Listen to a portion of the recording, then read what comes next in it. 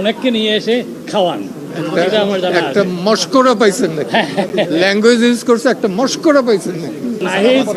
নাহিদ এদেরকে গ্রেফতার করা হয় নাই, হেফাজতে নেওয়া হয়েছে, কিন্তু তাদের পরিবার তাদের সাথে দেখা করতে গেছিল। তার মা, বোন সহ ফুফু, এরা কারোর সাথে দেখা করতে দেয় নাই এবং ঢুকতেই দেয় নাই। কেউ এসে তাদের সাথে কোনো কথাই বলে নাই। এর থেকে বোঝা যায় যে এদেরকে ডিটেইল করা হয়েছে, গ্রেফতার করে নিয়ে রাখা হয়েছে। জি, আমরা বলতে চাচ্ছি দুটো কথা এখানে বলা হয়েছে।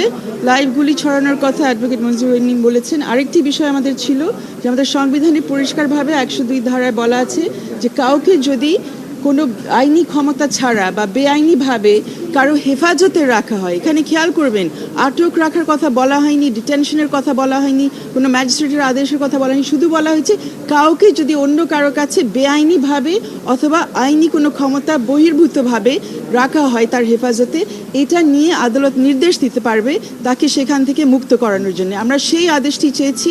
এখানে ডিবির থেকে আমরা শুনেছি বারবার বিভিন্ন জায়গায় টেলিভিশনের পর্দায় আমাদের পত্রপত্রিকার মাধ্যমে তাদের পরিষ্কার স্টেটমেন্ট যে ওনাদের হেফাজতে এই 6 জন ছাত্র আছেন। তারা বারবার বলেছেন, সবার কাছে স্বীকার করেছেন, তাদের সাথে তারা খাওয়া দাওয়া করছেন, এটাও দেখিয়েছেন, কিন্তু কোথায় তারা বলছেন যে তারা তাদের সম্মতি নিয়ে তাদেরকে কাছে রেখেছেন, এই কথাগুলো আমরা পাচ্ছি না। তাদের পরিবার তাদের সাথে দেখা করতে চেষ্টা করেছে, তাদের শিক্ষকগণ তাদের সাথে দেখা করতে চেষ্টা করেছেন, তাদের কাউকে দেখা করতে দেওয়া হয়নি।